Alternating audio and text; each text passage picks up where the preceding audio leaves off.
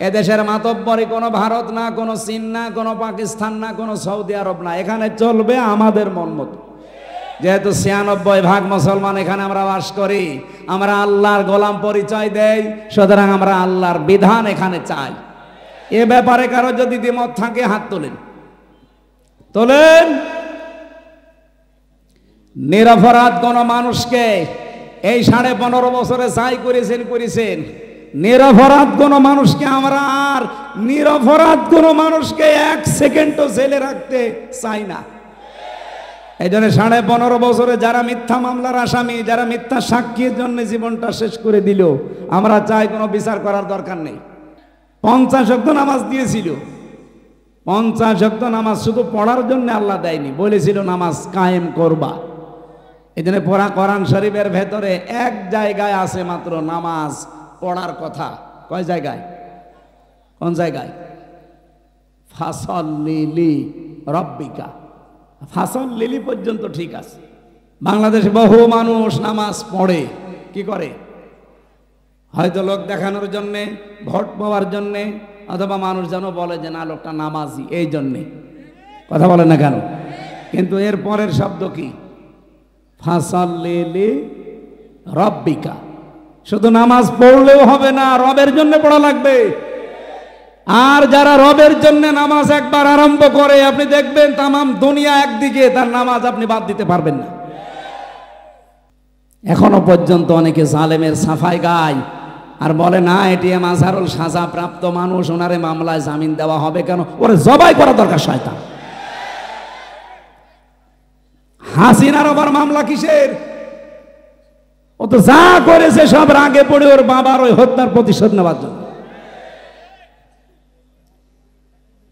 ওর বাবার নাম শুনলে আজ পর্যন্ত কোন মানুষ এ কথা বলেছে যে শহীদ বঙ্গবন্ধু? না, আমি পাইনি। কিন্তু আপনাদের বগুড়ার সন্তান শহীদ জিয়া, নাম শুনলেই মানুষ আগে শহীদ বলে।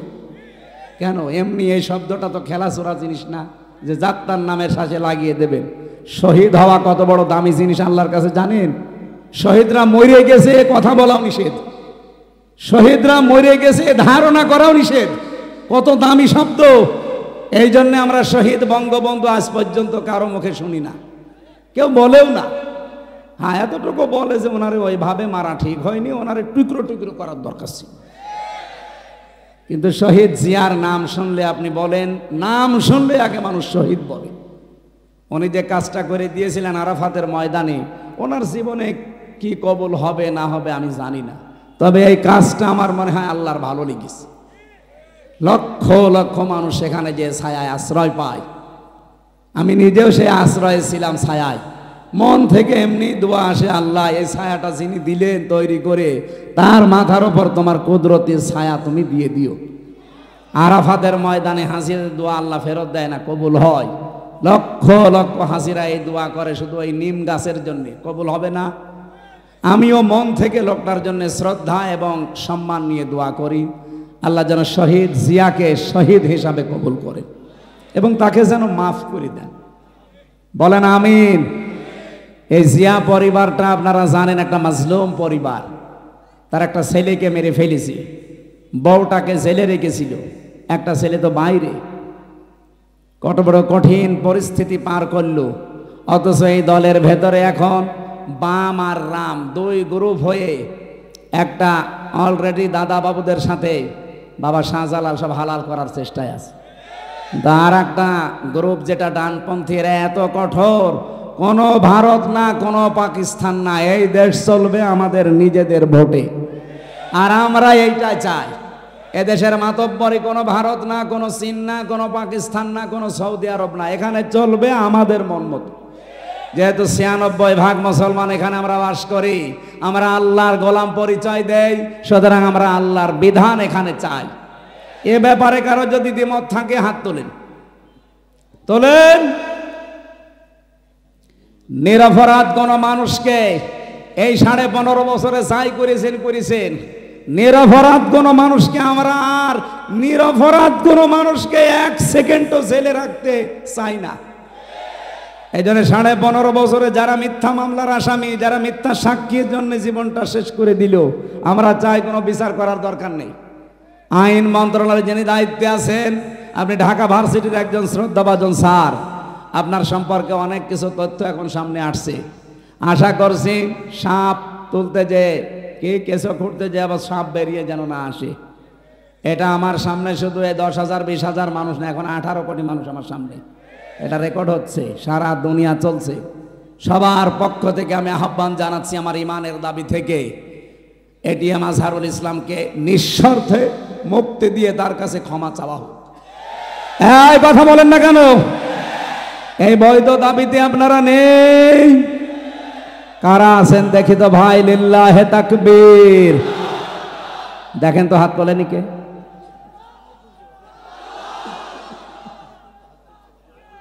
আলহামদুলিল্লাহ।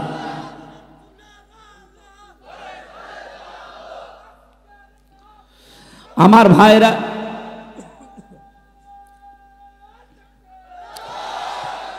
আমি কিছু লাগবে না সামা, আমি কথা তুলেছিলাম লা মুবাদ্দিলা লিকালিমাতিহি, আল্লাহর কালামের কোনো পরিবর্তন নেই। বাংলাদেশের কালামগুলো যে পরিবর্তন এখন হয়ে গেল, এটার দ্বারা আজ আন্তর্জাতিক যে বিচার ব্যবস্থা আছে কি কি পরিগণিত হচ্ছে এই দেশটা, আপনি বলেন। সারা বিশ্ব থেকে দেখেন ধিক্কার আসবে যে এই যে বানানো বিচার ব্যবস্থা, ট্রাইব্যুনাল, সবগুলো একজনের আদেশে চলেছে, আর ওনাকে আদেশ দিয়েছে ওনার দাদারা। কি মান থাকলো দেশের? আমাদের দেশটা ডুবিয়ে ফেলেছে একেবারে। সারা দুনিয়া থেকে এখন কিন্তু কথা অলরেডি আসতেছে যে তাহলে এটিএম আজহারুল ইসলামকে যদি সত্যি এখন রিভিউ মঞ্জুর করে, তাহলে এর আগের গুলো ওই রকমই ছিল। এটা তো সব দেখছি বানানোই ছিল। ট্রাইব্যুনালও বানানো, বিচারপতিও বানানো, সাক্ষীও বানানো, প্রসিকিউটর বানানো। এই কথা বলছেন না কেন? যিনি বাদী মামলার তিনিও বানানো। কারণ যাদেরকে সাক্ষী দেওয়ার জন্য নিয়েছে, শুনলাম নাকি একজন সাক্ষীর বয়স, উনি জন্মই নিয়েছে 1974 সালে, আর সাক্ষী দিয়েছে 1971 সালে। তার মানে পেটের ভেতরেও আসে নাই, তখনই সাক্ষী দিয়ে ফেলেছে। এটা যে পুরা একটা বানানো শখ ছিল, এ দেশের মানুষ এখন একেবারে 100% বুঝে ফেলেছে। আল্লাহর নবীর এই হাদিস থেকে যে বর্ণনা দিচ্ছিলাম, 6 মাস রোজা কিন্তু লিখিত ছিল, কোন রদ বদল আছে? বলেন বলেন। আল্লাহ পাক বলেন আপনার উম্মতদেরকে আপনি দ্বিতীয় এইটা জানাবেন, সত্যি ওরা যদি 1 মাস হক আদায় করে রোজা রাখতে পারে, আমি আল্লাহ পাক গ্যারান্টি দিলাম 6 মাস রোজা রাখার পুরা সওয়াবে আমি দিয়ে দেব। এখন হক আদায় করে এই রোজাটা কি? বিশ্বনবী বলেন মান সামা রমাদানা ঈমানা ওয়া ইহতিসাবান গফিরা লাহু মা তাকদ্দামা মিন যামবি। এদিকে তাকান, এখানে শিক্ষা আছে। যে ব্যক্তি রোজা রাখে রমজান মাসে ঈমান এবং ইহতিসাবের সাথে, এটা কি? দুইটা বিষয়ে হাদিস আমরা সেই জন্মের পর থেকে শুনেছি, কিন্তু কোনোদিন চিন্তা ভাবনা করেছেন এখানে কি দিয়েছেন আল্লাহ। যে ব্যক্তি রমজানের রোজা রাখে দুইটা জিনিস নিয়ে, এদিকে তাকান, এখানে কথা বলেন কেন?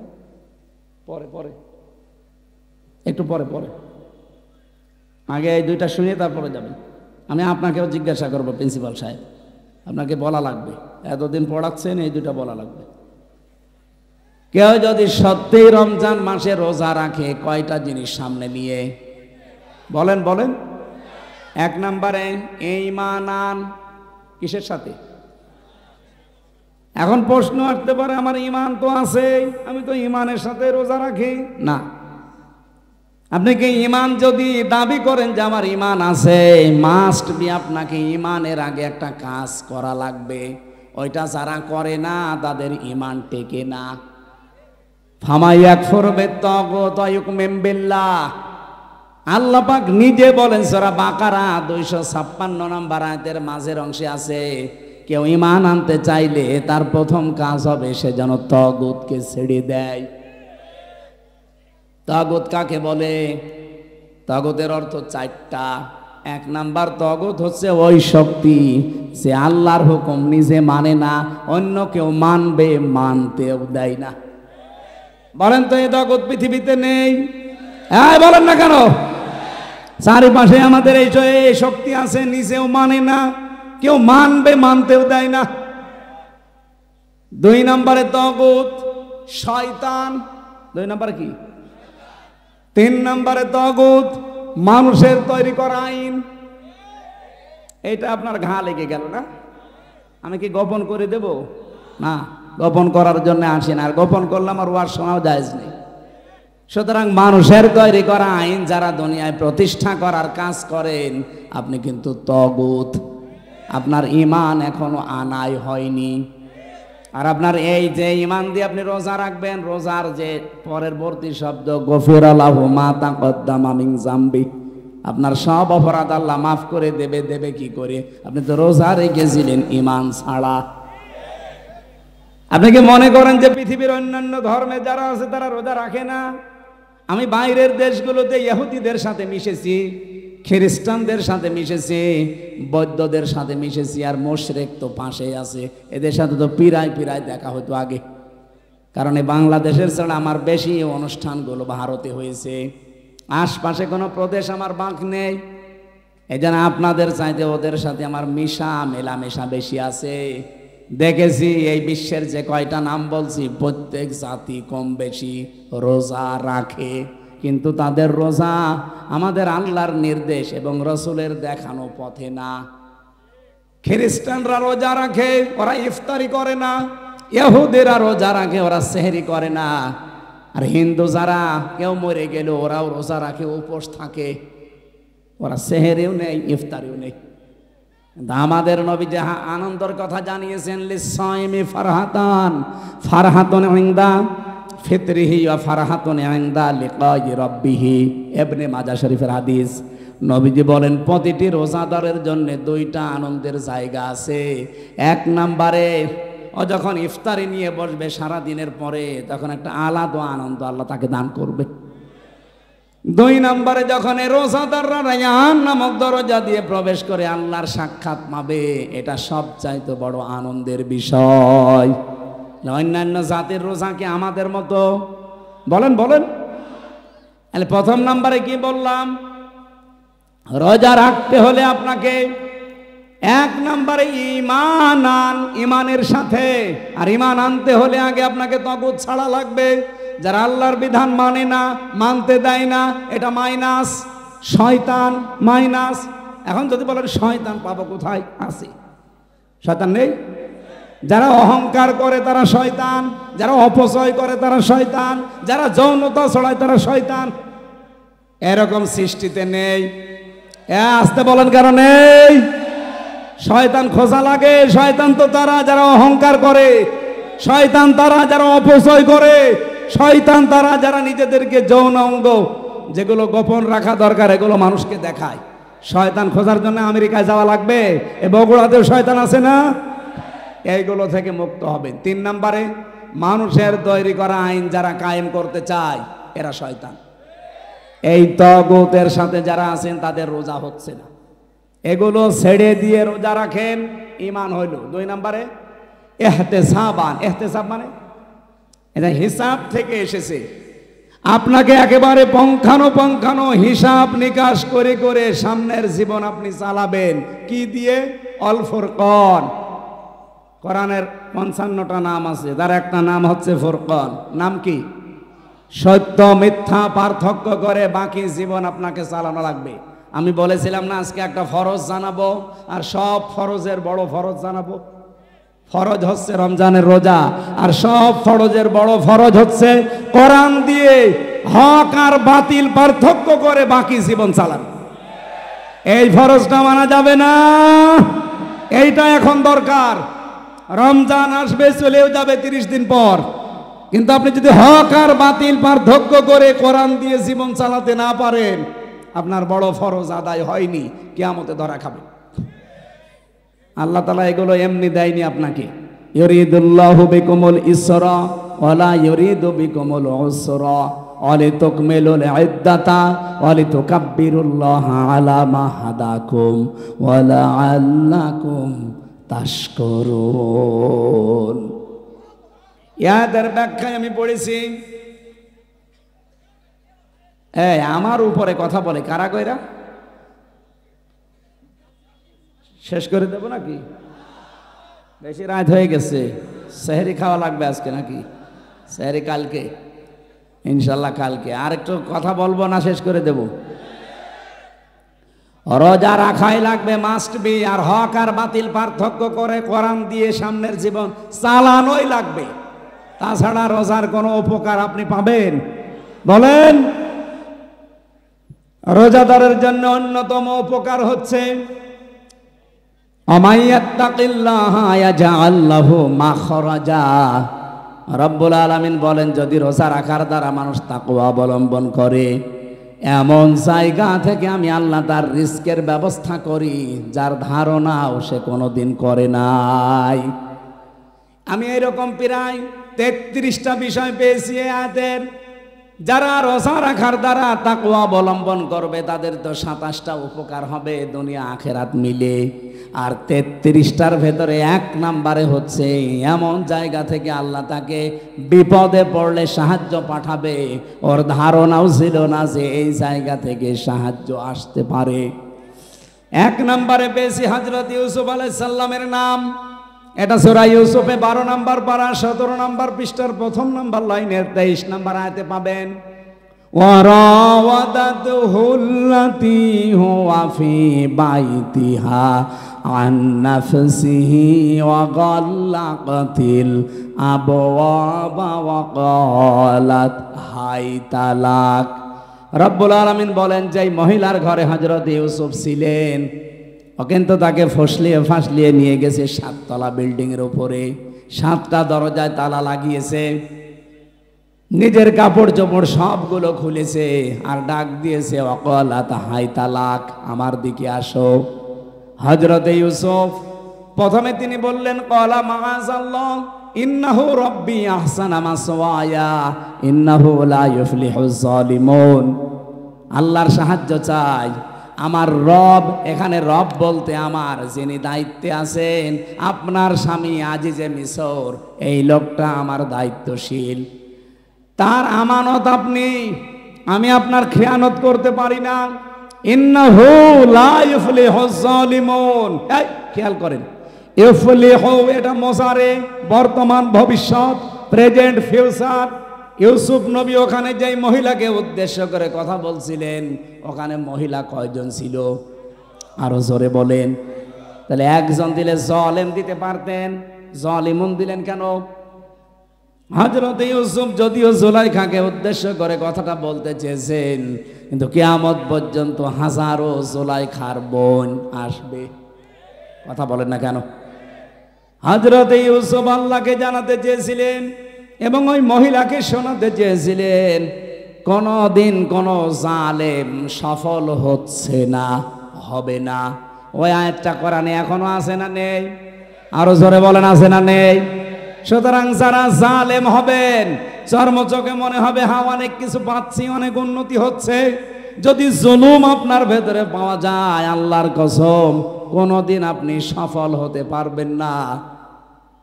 যে জায়গার ইচ্ছা করেছিলেন ওখানে যাওয়ার আগে আপনার পতন হবে। পৃথিবীর কোন জালেম সফল হয়নি এর আগে, কোনদিন আর হবে? যদি হয় তাহলে আয়াত মিথ্যা হয়ে যাবে, আল্লাহ তার কোরআন মিথ্যা করবে। এজন্য কোন জালেমকে আল্লাহ সফল হতে দেয় না। আর জালেমের বিরুদ্ধে আল্লাহ নিজে কিয়ামতে মামলা দায়ের করবে। বাংলাদেশে 1628 জন মানুষ দায়িত্বে ছিল, এখনো 100 জনের প্রায় 90 জন ওই রকম মানুষই আছে, যারা এই 3টা নাম নির্বাচন করেছে, ডিসি, এসপি, টিওনো। আমার মনে হয় এগুলোকে সব এই মুহূর্তে ছাঁটাই করা দরকার। কারণ এরা যদি থেকে আবার নির্বাচন হয়, সংস্কার না করে ওই আবার দিনের ভোট রাতে হবে, আবার 154 জন হবে। এই কথা বলছে না কেন? আমরা চাই এগুলো একটাও যেন না থাকে। যারা আছে সবগুলোকে বিদায় করেন। এই 15.5 বছরে যারা বৈষম্যের শিকার ছিল তাদেরকে নিয়ে এসে বসান। আমি কি বেশি বলছি? এটা না করে আবার নির্বাচন করেন, ওই আবার দিনের ভোট রাতে হয়ে যাবে। কারণ সেই ওসি, সেই ডিসি, সেই এসপি, সেই টিওনো এখনো পর্যন্ত আছে না। এই জন্য 1628টা চেয়ারে একটাও পুরাতন মানুষ থাকা যাবে না।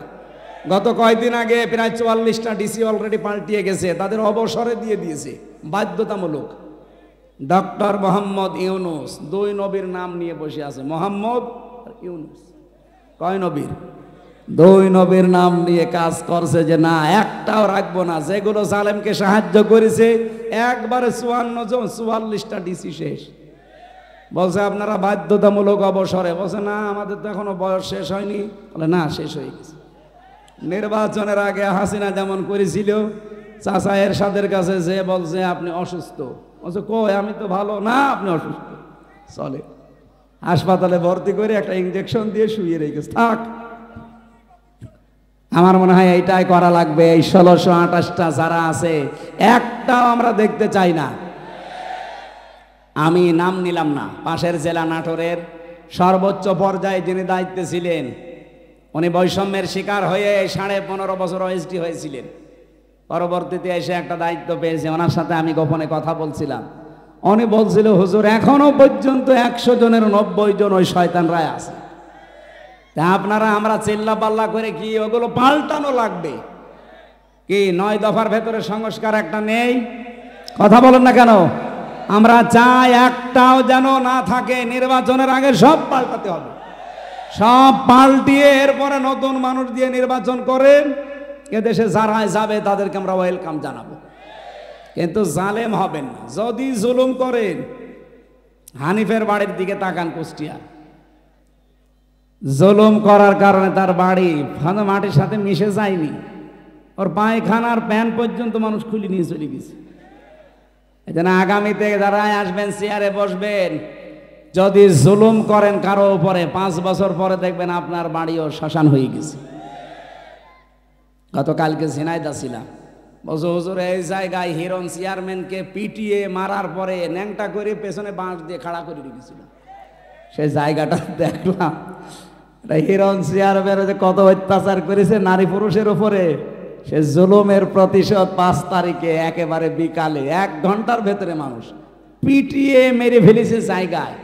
এরপরে আবার টাঙিয়ে রাখছে, ও রাস্তার মোড়ে টাঙিয়েছে, আবার পেছনে দিয়েছে বাঁশ, আর ওই ছোট ঠ্যাং কেটে ফেলেছে। কি অপমান বলেন! কারণ জালেমদের উপরে রাগ কার? আল্লাহর নিজের। আল্লাহ বলেন আমি নিজে মামলা দেব, ইন্নামাস সাবিলু আলাল্লাযিনা ইয়াজলিমুনা নাস। জালেম যারা, ওদের বিরুদ্ধে আমি নিজে মামলা দায়ের করব। বাংলাদেশে আমার যাদের উপরে হাসিনার মামলা ছিল কেউ খালাস পায়নি। তারেক জিয়া থেকে শুরু করে, খালেদা জিয়া থেকে শুরু করে, এটিএম আজহারুল, আমির হামজা, মামুনুল হক, দেখেন হাসিনা যার বাদী সবগুলো জেল খেটেছি। কারণ সর্বোচ্চ যিনি, তিনি বাদী হলে আপনি আর যাবেন কার কাছে? আর কিয়ামতে যিনি সর্বোচ্চ কে? উনি বলছে আমি বাদী হব মামলার, আপনার কোন উকিল দাঁড়াবে? এই জন্য আমরা যেন জালেম হয়ে না যাই। ইউসুফ নবী এইটা ইঙ্গিত দিয়েছিলেন, ইন্নাহু লা ইফলিহুজ জালিমুন। জালেম দিতে পারতেন, জালিমুন দিয়েছেন। কোন জালেম সফল হয়নি, সফল হবেও না কোনোদিন। সুতরাং আপনি আমার এই কাজ করবেন না।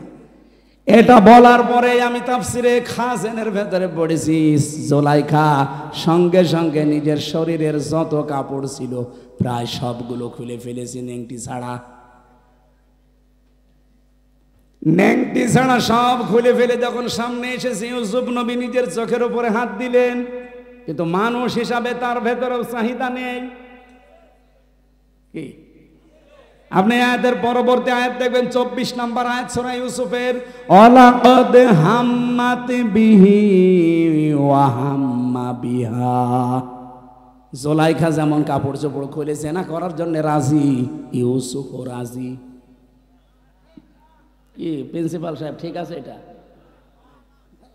না না মানে ঠিক আছে, আপনি আর বাংলা অর্থ নিয়ে আসেন। ওয়ালাকাদ হাম্মাত বিহি ওয়া হাম্মা বিহা, ইউসুফও রাজি, জুলাইখাও রাজি। না মানে আপনি আমার সাথে বেশি বোঝেন। আপনি কোরআন শরীফ নিয়ে আসেন, বাংলা তো এটাই লেখা আছে। এভাবে অর্থ করলে ইমান থাকবে? এটা নবীর উপরে তহমত চলে যাচ্ছে না জেনার, অথচ আল্লাহ কিন্তু এইভাবে নাজিল করেছেন, ওয়ালাকাদ হাম্মাত বিহি ওয়া হাম্মা বিহা। আরে ভাই, এই জন্যই তাফসির মাহফিলে আসতে হয়। আপনি যদি সবই বুঝে ফেলেন তা আমি কি ঘাস কাটছি? আল্লাহ রাব্বুল আলামিন বলেন দুইজনেই কিন্তু এগ্রি হয়ে গিয়েছিল। এখানে একজন পুরুষ, আলাকাদ হাম্মাদ, মহিলার শব্দ আল্লাহ দিয়েছেন মুআন্নাস, আলাকাদ হাম্মাদ বিহি ওয়া হাম্মা বিহা, এটা মহিলা। একটা পুরুষের নাম মহিলার নাম দিয়ে আল্লাহ জানাতে চায় জুলাইখা তো আগেই রাজি ছিল, ইউসুফও রাজি হয়ে গিয়েছিল। এই যে ইউসুফও রাজি হয়ে গিয়েছিল, এটার ব্যাখ্যায় তাফসিরে জালালাইনের ভেতরে পড়েছি হযরত ইউসুফ তো মানুষ না ফেরেশতা? আরো জোরে বলেন। মানুষ হিসাবে চাহিদা আমাদের চাইতে ওনার 100 গুণ বেশি ছিল, কারণ আমার হাতের ভেতরে যে শক্তি আছে, হযরত ইউসুফ নবী ছিলেন। এক একজন নবীর ভেতরে আমাদের মতো 100 আমির হামজার শক্তি আছে। আমি মেয়ে লোক দেখলে যদি কন্ট্রোল হতে না পারি, আর তাও যেমন তেমন কালো ধলা, আর উনি পেয়েছে বিশ্ব সুন্দরী, তাও উলঙ্গ। আপনি চিন্তা করতে পারেন, পৃথিবীতে আমি 4 জন মহিলার নাম পেয়েছি, আল্লাহ তাদের সব চাইতে সুন্দর করে বানিয়েছিলেন। 1 নম্বরে আমাদের আদি মাতা হযরতে হাওয়া, 2 নম্বরে জুলাইখা, 3 নম্বরে পেয়েছি হযরতে ইব্রাহিম নবীর বড় স্ত্রী সারা, 4 নম্বরে আমাদের নবীর মেয়ে ছোটটা ফাতেমাতুজ জোহরা। এত সুন্দর করে আল্লাহ জানে বানিয়েছে। আর ইউসুফ নবীও আমাদের মতো সাধারণ ওই হাড় বাল খাওয়া লোক না। কি আপনি বগুড়ার মোড়ে মোড়ে দেখেন ইন্ডিয়া হারবাল, কলকাতা হারবাল, ওনার ভেতরে 100 আমির হামজার যৌবন ছিল। চিন্তা করা যায় কত কঠিন পরিস্থিতি পার করছেন। এই জন্য আল্লাহ বলেন হাম্মাদ বিহি ওয়া হাম্মা বিহা। জুলাইখা যেমন রাজি আগে থেকে, ইউসুফ রাজি হয়ে গিয়েছিল। লাউলা আর রবরহান রব্বি, যদি তার রব তাকে কিছু দলিল আর প্রমাণ না দেখাতেন। এই যে আমি তাফসির থেকে নোট করেছি, আল্লাহ পাক বলেন তাকে যদি কিছু দলিল প্রমাণ আমি না দেখাতাম, সেও কিন্তু রাজি হয়ে গিয়েছিল। কি দলিল দেখিয়েছিলেন? এখানে 3টা জিনিসের নাম আছে জালালাইনে। 1 নম্বরে উনি দলিল দেখলেন, ওই ঘরের ভেতরে হযরত জিবরাইল হাজির হয়ে গেছে। কেন হাজির হয়েছিলেন? 1 নাম্বার কারণ হচ্ছে এত কিছু সামনে পাওয়ার পরেও হযরত ইউসুফ এগিয়ে যাননি, উনি খালি পিছাচ্ছিলেন। আর জুলাইখা এগিয়ে যাচ্ছিল। এই যে পিছিয়েছিলেন, এতটুকু আল্লাহর ভালো লেগেছে। রব্বুল আলামিন এই জন্যেই তার কাছে পাঠিয়েছে প্রথম একটা চিঠি। হযরত জিবরাইল মেলে ধরেছিল, আমি তোমার মালিক বলছি, তুমি কিন্তু জেনা করতে পারো না। 2 নম্বরের দলিল হযরত ইয়াকুব আলাইহিস সালাম, যেন মনে হচ্ছে সরাসরি ঘরের ভেতরে দাঁড়িয়ে বলছে, ইউসুফ আমি তোমার বাবা বলছি, তুমি কিন্তু জেনা করতে পারো না। 3 নম্বরে আকস্মিকভাবে ঘরের ভেতরে একটা অন্ধকার পরিস্থিতি তৈরি হয়ে গিয়েছিল। এই 3টা দলিল দেখার পরে হযরত ইউসুফ মনের ভেতরে যে আশাটা ছিল, ওই আশাটার উপরে ভর করে তিনি কিন্তু জানতেন না যে সবগুলো দরজায় তো তালা মারা, কোনো জায়গায় লাভ নেই। আর মেয়েটাও বলে দিয়েছে সামনে যে কোনো লাভ হবে না, সব আমার কাছে তালা লাগানো, চাবি এই যে চাবি নিজের কাছে দিয়েছে। হযরত ইউসুফ শুধু মনের উপরে জোর দিয়ে আল্লাহর উপরে ভরসা করে তিনি যখন দৌড় দিয়েছেন, দরজার কাছে যাবার পরে খাজেনে পাবেন, খাজেন তাফসির, দরজা প্রথম যেটা ওর কাছে যাবার পরে দেখে না, দরজা খোলে না।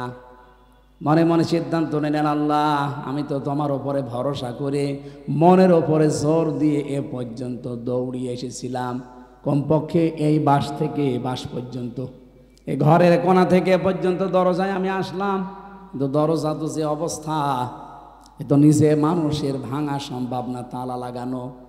ইউসুফ নবী এই কয়েক সেকেন্ডের ভেতরে ভাবছিলেন ওর মহিলাও দৌড় দিয়েছে। প্রথম নাম্বারে যখন 1 পা 2 পা করে জুলাইখা এগিয়ে আসে, ইউসুফ নবী তো চোখ বন্ধ করেছিলেন, হঠাৎ চোখ খুলে দেখে দরজা খুলে গেছে। রব্বুল আলামিন বলেন, ওয়া মাইয়াত্তাকিল্লাহা ইয়ারযুকহু মিন হাইসু লা ইয়াহতাসিব ওমাই ইয়াতাওয়াক্কাল আলাল্লাহি ফাহুয়া হাসবুহ ইলা আখির আয়া। সূরা তালাকের 2 এবং 3 নম্বর আয়াতে আছে আল্লাহর প্রতি কেউ যদি তাকওয়া অবলম্বন করতেই পারে অবশ্যই আল্লাহ এমন জায়গা থেকে তার রাস্তা তৈরি করে দেয় তার ধারণাও ছিল না। ইউসুফ নবী কোনো দিন ধারণা করে নাই যে দরজা খুলতে পারে। খুলেছে কে? কিসের কারণে? তাকওয়া। বলেন বলেন। আমরা রমজান আল্লাহ দিল এইটা তৈরি করার জন্যে। নারী পুরুষ সত্যি যদি এইটা আজ তৈরি করতে পারি 1 মাসের ভেতরে, আগামী বাকি জীবনে এমন এমন জায়গায় বিপদে পড়বেন, সাহায্য আল্লাহ পাঠাবে যেটার ধারণাও আপনার ছিল না। ওই আল্লাহ এখনো নেই। ওই আল্লাহর দিকে তাকিয়ে রমজানের হক আদায় করে রোজা রাখার চেষ্টা চালানো দরকার। আমি শেষ করে দিলাম না, এখানে কিছু কাজ আছে না, মানে আমি শেষ করছি না। হ্যাঁ, এইটা কি করেন আপনারা? হ্যাঁ, ভেতরে যারা দাঁড়িয়ে আছেন ব্যাগ নিয়ে আপনারা দাঁড়ান, দাঁড়িয়ে ওই পাশ থেকে এ পাশে চলে আসেন। এরপরে আমি শুরু করছি। এখানে আমাদের প্রধান অতিথি আজকে মিল্টন ভাই না? প্রধান অতিথি। এত ব্যস্ত মানুষ এতক্ষণ বসে আছেন আপনি, 2 মিনিট দোয়া শেষ হয়ে যেতে এতক্ষণ বসে আছে। আলহামদুলিল্লাহ, আমাদের বড় ভাই মিল্টন ভাই, উনি আপনাদেরকে সালাম দেবে, দোয়া নেবে। এরপর আমার আলোচনা দেখি কতদূর কি করা যায়, এরপরে দোয়া করব। মাহফিল তো বছরের মতো এটাই শেষ। বাবা শাহজালাল আজকে সব হালাল করে থুয়ে যাব। ভাইয়ের কাছে দেন। এই সভাপতি আছে আমাদের শাহাবুদ্দিন স্যার, এরপরে আমাদের মিল্টন ভাই আছে। এই কথা বলেন না কেন? আপনি বলেন, আপনি ঘোষণা দিয়ে দেন না। এই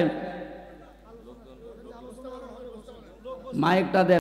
আল্লাহুম্মা আমিন। লা হাওলা ওয়ালা কুওয়াতা ইল্লা বিল্লাহিল আলিয়্যিল আযীম। রব্বানা আতিনা ফিদ দুনিয়া হাসানা ওয়া ফিল আখিরাতি হাসানা ওয়া কিনা আযাবান। 30,000 টাকা দান করেছে সবাই বলে আল্লাহুম্মা আমিন। লা ইলাহা ইল্লা আনতা সুবহানাকা ইন্নী কুনতু মিনাজ জালিমিন। এই একটু বসে মোনাজাত করেন, যারা দাঁড়িয়ে আছেন জায়গা ফেলে বসে মোনাজাত করেন। রব্বানা আতিনা ফিদ দুনিয়া হাসানা ওয়া ফিল আখিরাতি হাসানা ওয়া কিনা আযাবান নার। আল্লাহ তাআলা, পবিত্র বরকতময় একটা রাত, সামনে আমাদের একটা মাস ছায়া ফেলতে যাচ্ছে। রমজানুল মোবারক একেবারে মাথার উপরে এসে দাঁড়িয়েছে। রমজানের হক আদায় করে রোজাগুলো আদায় করার সুযোগ আমাদেরকে দান করো আল্লাহ রাব্বুল আলামিন। সারাটা জীবন অপরাধ করে জীবনটা নষ্ট করে ফেলেছি। হাত ওঠায় কথা বলবো ভয় করে, লজ্জা করে। আমাদের অপরাধের দিকে তাকিও না। তুমি যে রমজান দান করলে, রমজান মানে পুড়িয়ে ফেলা, নিঃশেষ করে দেওয়া। রমজানে আমাদের অপরাধগুলো সব তুমি পুড়িয়ে ছারখার করে দিও আল্লাহ। নবীজি জানিয়েছেন, একটি মাস রোজা রাখার পরে মানুষ যখন ঈদের নামাজ পড়ে বাড়িতে যায়, মনে হয় যেন তার মা এই মাত্র তাকে প্রসব করেছে। ওরকম নিষ্পাপ হয়ে এই একটা মাস রোজা রাখার পরে আমাদেরকে তুমি বানিয়ে দিও আল্লাহ। বিশাল আয়োজনে তোমার জওয়ান দ্বারা শ্রম দিয়েছে 3টা দিন। বিশেষ করে কামিল মাদ্রাসা, ডোমনপুকুর, বগুড়া, শাহজাহানপুরের যত মানুষের সাথে জড়িত আছে, তোমার রহমত তার দিকে এগিয়ে দাও। মাহফিলের সম্মানিত সভাপতি, হাজার হাজার ছাত্রের উস্তাদ অধ্যক্ষ শাহাবুদ্দিন স্যার কবুল করো, তার মা বাবাকে মাফ করে দাও। আমাদের প্রধান অতিথি বড় ভাই জনাব মোরশেদ মিল্টন, তার মা বাবাকে তুমি ক্ষমা করে দাও। তার জীবনটা তুমি কোরআনের রঙে রাঙিয়ে দাও। বগুড়ায় আসলেই একজনের কথা মনে পড়ে, শহীদ জিয়াউর রহমানকে তুমি কবরে মাফ করে দাও। তার স্ত্রীর সুস্থতা কামনা করছি আল্লাহ, সুস্থ হয়ে আবার দেশের মানুষ দেশে ফিরিয়ে দাও। তার সন্তানটা অনেকদিন পরবাসী, আল্লাহ তুমি তারেক জিয়া সাহেবকে আবার দেশে ফিরিয়ে দাও। এ জেলার মাটির নিচে যত মানুষ ঘুমিয়ে আছে ঈমান নিয়ে, রব্বুল আলামিন কোরআনের ইজ্জতে মাফ করে দাও।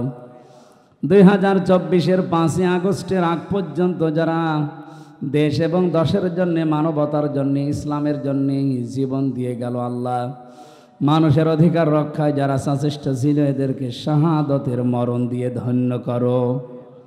আমি সহ যারা অসুস্থ আছি 3টা বছর জালেমের জেলখানায়, আর এমন কোনো টর্চার নেই যা আমার শরীরের উপরে করে নাই। অসুস্থ হয়ে পড়েছি, আল্লাহ মেহেরবানি করে সুস্থতা দিয়ে বাকি রোজাগুলো আদায় করার সুযোগ দাও। মা বোনেরা পর্দা আড়ালে বসে আছে, এদেরকে খাদিজার মতো আয়েশার মতো বানিয়ে দাও। এই মাহফিলের যত প্রয়োজন আছে এই মাদ্রাসার আল্লাহ তুমি নিজে পূরণ করে দাও।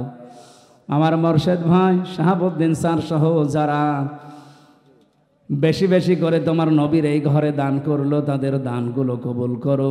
যে যেইভাবে সহযোগিতার হাত বাড়িয়েছে একটাও ফেরত দিও না, মঞ্জুর করো আল্লাহ। রাজনৈতিকভাবে যে যেই দল করে, যে দলের নেতা কর্মীরা এসেছি আমরা